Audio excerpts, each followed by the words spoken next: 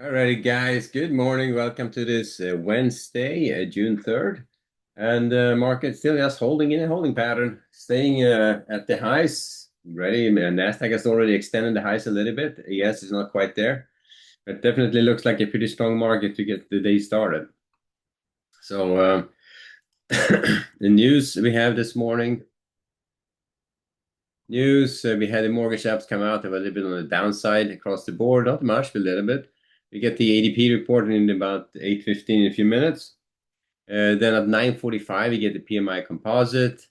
At 10, we get factory orders, ISM services, and at 10:30, we get an order report. So Facebook at 2. So we have a little bit of stuff going. I think 9:45 and 10, we get most of the action. The ADP report usually gets a small reaction, but I don't think it's going to be a. I haven't seen that great correlation between that and the employment situation on Friday. So usually the numbers are not that close to each other. So I'm just going to take that with a grain of salt, but it is a data point, that's for sure. So starting off this morning, the range bound bias is to the upside still. It is not kind of sloppy though. It says you can see how we are not going anywhere really. That's kind of sitting here going sideways. If you add the bigger picture to that, you can see here that we have a building value here. We had a pretty good edge here to 75, 70s, 75, 70s. And that is the area which we had to pay attention to for potential change in direction. Now, it's hard to say if you're going to get the when we're going to get the risk off kind of a day, because we are rolling this market to on the probably next week we are rolling to the September expiration. We also have these IPOs coming out, so it's going to be pretty crazy the next few weeks. That SpaceX IPO coming out, I think next week or the week after.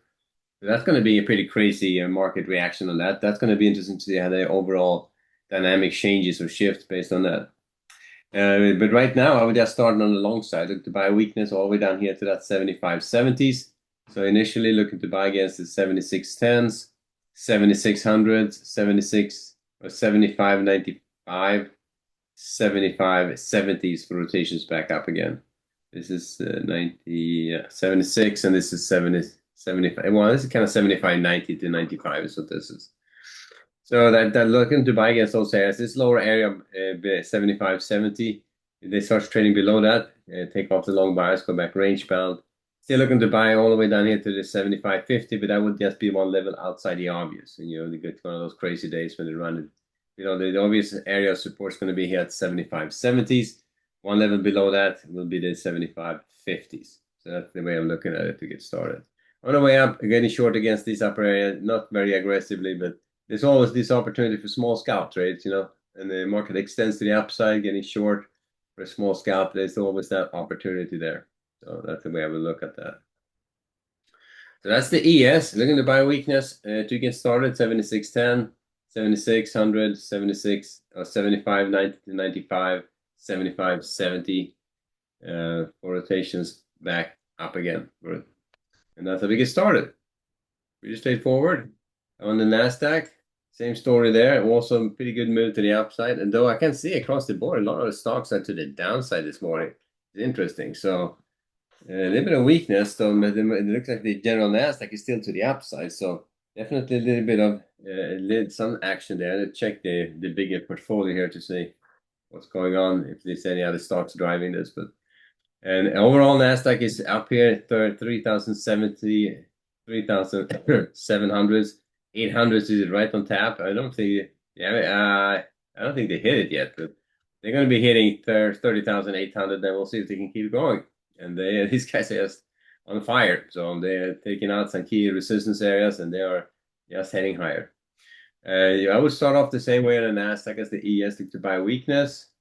On the NASDAQ, the ledge I would pay attention to is down here at the 30,280. So we got quite a bit on the movement to the downside before we have to worry about any change in direction. So initially looking to buy against support 750s, 30,680.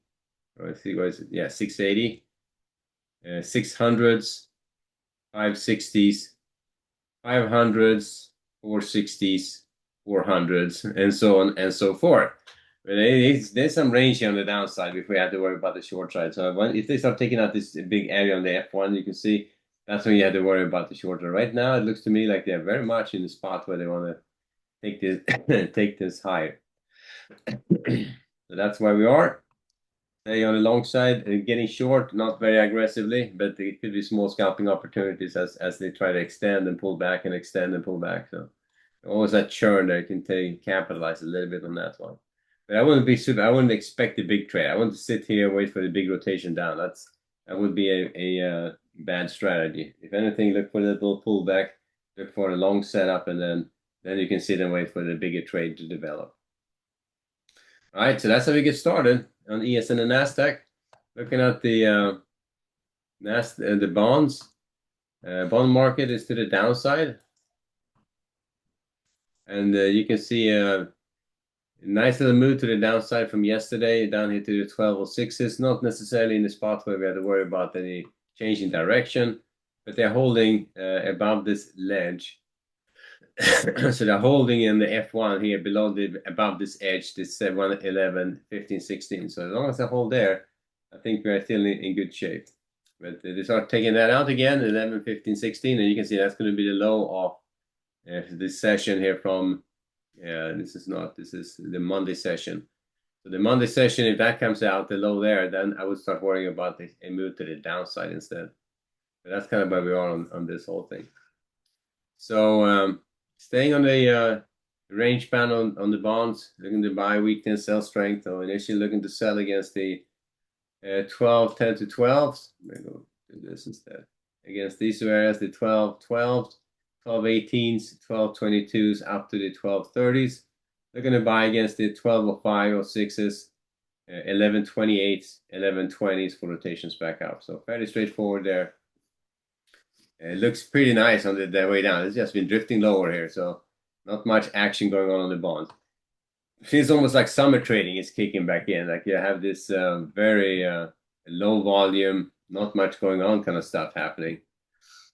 But the range bound trading on the bonds to get started, I haven't taken any of those for a while now. I haven't really seen those setups I like.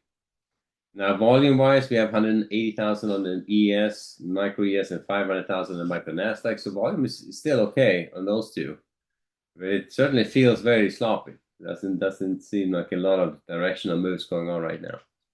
But we got stuff going on, so we'll get this ADP number come out in a couple of minutes, and then we'll basically take it from there. So I would wrap it there. Not much else to say about it. Just watch for when you get to that elevator down day. It's going to happen. It's going to be violent and it's going to be ugly, but it'll happen eventually. It's not sure exactly when. So right now the market is still heading higher. Now we could be like you get the Middle East situation happening there, something like that. Could set it off. It could be an external event. It could be a market-related event. It's hard to say, but right now, just stay on the long side until we see any change in direction. Alrighty, guys, we'll wrap it there. I'll see you back at 11:30 for the next update. Alrighty, guys, later.